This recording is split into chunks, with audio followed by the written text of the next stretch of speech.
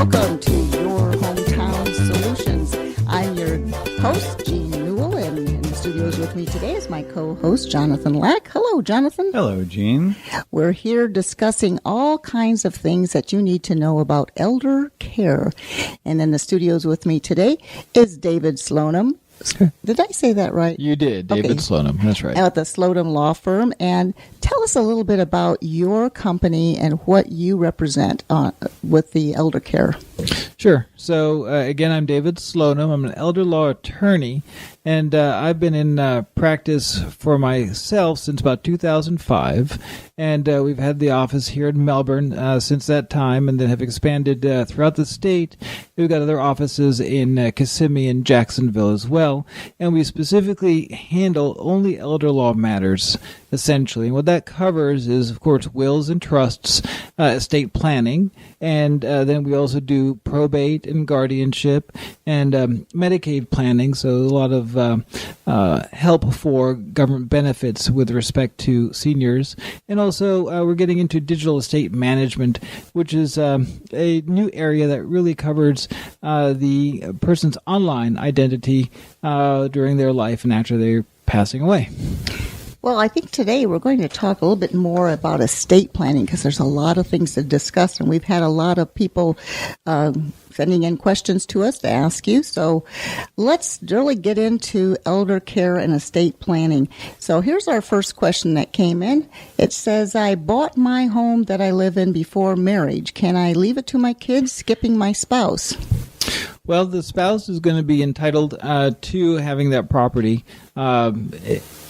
Once, of course, you're married there, there's a spousal empowerment issue under the Florida law there. So the short answer is no. However, if there's always caveats to that being the law, and so you can discuss whether or not you have any prenup or postnup agreements that are in place that are going to be potentially affecting that situation there. I bet you would see that a lot with older marriages where they have two completely different families, and then that gets a little muddy, I would imagine, with the grandchildren on both sides and children on both sides, and so that would fall under that same question. You want to make sure you have it up front in your planning or your estate planning, or how would you address that? Sure, with two different families that are down line of the probate. Right, yeah. Blended families are certainly an interesting topic. And we see that, of course, quite a lot.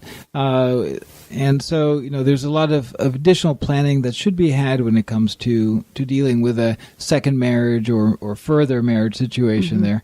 When there's, different kids and different priorities that the parents or the couple is going to have, then we want to make sure that we address all of these things. And, what they may want is not necessarily what is going to happen according to the law. So they have to understand what their wants are and what's going to actually be the process throughout the statutes and whatnot. That's why they need to see you before they start setting these things up, because they might think I've got it all covered because I went online and I did my will for $49. Right. In reality, we love those. Yeah. They might not have a clue what's really going to happen.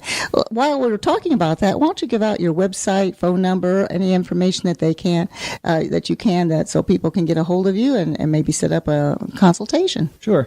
Again, the firm is the Slonim Law Firm, and you can go to slonimlaw.com online, and the phone number is 321-757-5701, and that's the phone number for the Melbourne location, and they can go to the website to find the other locations and the phone numbers. And spell your last name. Sure. It's S-L-O-N-I-M, and that's, again, SLONIM. LAW.com, right? Great. You have a question? Yeah, well, Jonathan? I actually wanted to continue with the skipping the marriage or skipping the spouse situation. I've had many circumstances where, as you call them, blended families, a second marriage, and there might be differing children, and so the spouses come to me to do separate wills, wherein they each to the other, but then remainder to their respective children. Right. Is that a situation that can be accomplished with a will? Yeah, I mean, they can to a certain extent, although, again, it just depends as to what their assets are and how they're going to be titling those. So basically, if they've got some property, such as real estate property, that's either local or even in a further state, then, they may want to be looking at a certain revocable trust or other solution there. They have, other alternatives as well as so what's called POD or TOD, that's payable on death or transfer on death, to say how that particular asset in a financial institution is going to get distributed. So, a will is basically the instruction manual for probate, and that's something that needs to be understood by the people that are looking at this as far as their planning, is that a will is not the end-all, be-all. It's just going to cover this particular probate situation. It's not going to necessarily cover how any other assets going to be distributed otherwise if there's beneficiary designations or whatnot. We jumped right into the show because we had so much to cover, and I didn't really get a chance to introduce Jonathan. Tell the audience a little bit about your background and your specialty in law. All right. Well, thank you, Jean. Again, it's Jonathan Lack. I'm with the law firm of Lack & Lack Chartered, and we're primarily a transactional real estate firm, and so a lot of my experiences tie in nicely with David Sloanham's experiences on the probate and trust and estate planning side, because obviously when people are planning their estates, their primary concern is their real estate and how to deal with that. So our practices blend nicely together. Also, as you know, Jean, I am the broker-owner of Waterview Realty Services, of which you are my finest agent, and I thank you. And so we at Lack & Lack and Waterview Realty primarily work with transactional real estate matters. Okay, so we have... I guess I should say we can be reached at area code 321-953-5115. And Waterview Realty, its website is waterviewre.com. And for those of you that have been listening for the last year and a half, we have changed our location. That's want to give out the new address? Oh, yes, thank you. The new address is 1165 North Highway A1A in Indy Atlantic. We've moved just about a mile north. The beauty of our new location is Waterview Realty is now officially Waterview, as we are on the ocean looking out over the Atlantic every day. It makes it for a very pleasant work experience. Actually, you are looking over the ocean. The rest of us don't get a water view. Well, you can look out the window. But aside from that, we try to make sure that you know all of your professionals in the area. So if you have a question concerning real estate, maybe you're trying to sell your home yourself, or maybe there's a situation where you're behind on your payments. There's all kinds of things that Jonathan can handle for you, because we're going to be talking about that in a future show about the Hardest Hit program and things like that. But today is all about what you need to know, especially in the elder care arena. Did you want to go ahead and ask the question from Vieira? Yeah, we did have a question from a young woman who was probably not that young, but in any event, she had said that my husband has dementia and the bank won't let me refinance our house. So, David, how do you handle situations where somebody has become legally incompetent? How does one deal with that? Sure. So if a spouse becomes incapacitated and there's a need for the other spouse to have some control over the realty, then the first thing we're going to look at and see is whether or not there is a power of attorney in place. Even though a couple is married, then they don't have automatic authority to handle another person's assets. So, the husband and wife are still independent individuals. And so that's where the advanced directives, that's the power of attorney, the healthcare surrogate, the living will, and the prenatal guardian declaration are all going to be super important.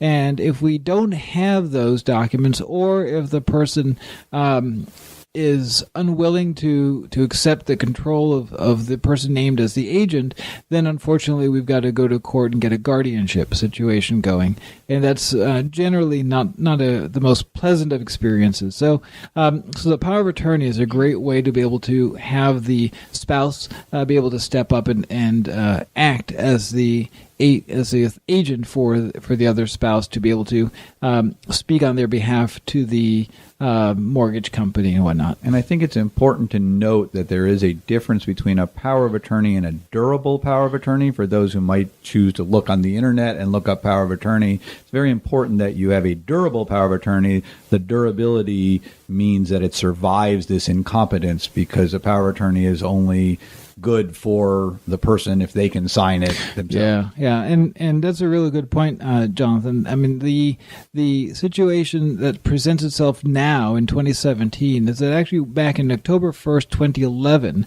there was a major change under Florida law for powers of attorney, specifically durable powers of attorney, where there used to be what's called a springing power of attorney, and now the standard power of attorney. And the thing is with these durable powers of attorney is that they're effective now as soon as the maker of the document, are signing that document. So the person that you're naming as your agent can act right away.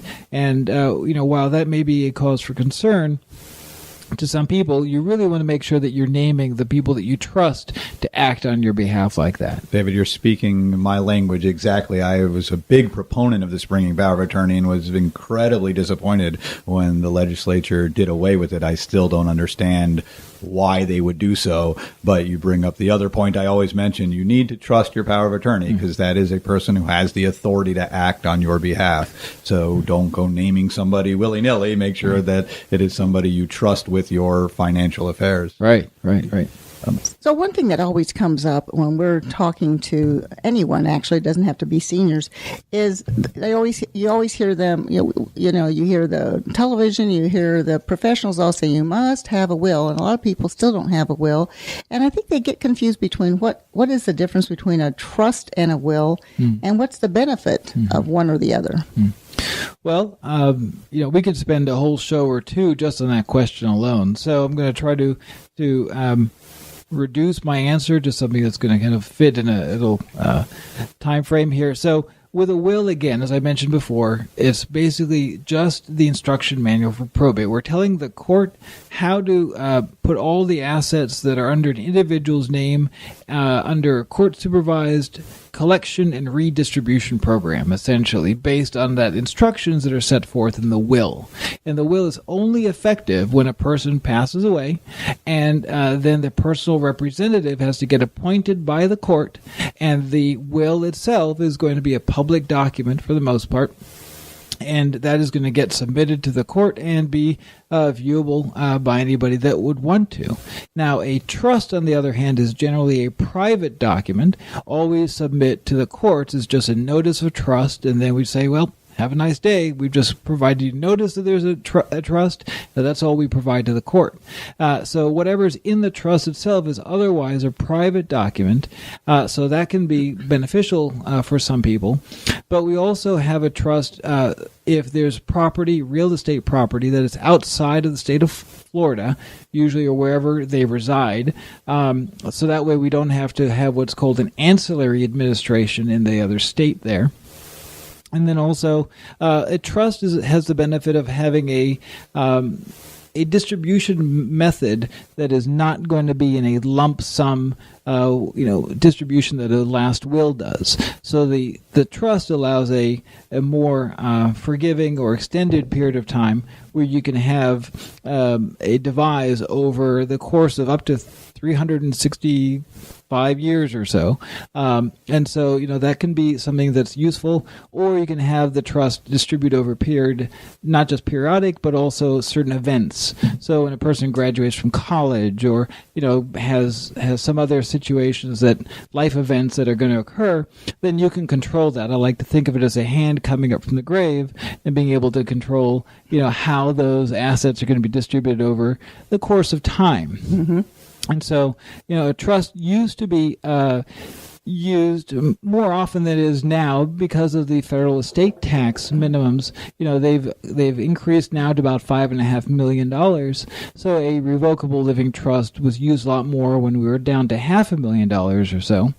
And so under Florida law, which is all I can talk about, then, there's no estate tax, no inheritance tax, and we just have to deal with the federal estate tax situation there. So a trust is going to be potentially useful to cover that, but it's a rare situation these days. Well, I know in our office we get a lot of people that come in because of probate. They're waiting for probate, and they've got mom and dad's house, and they're asking us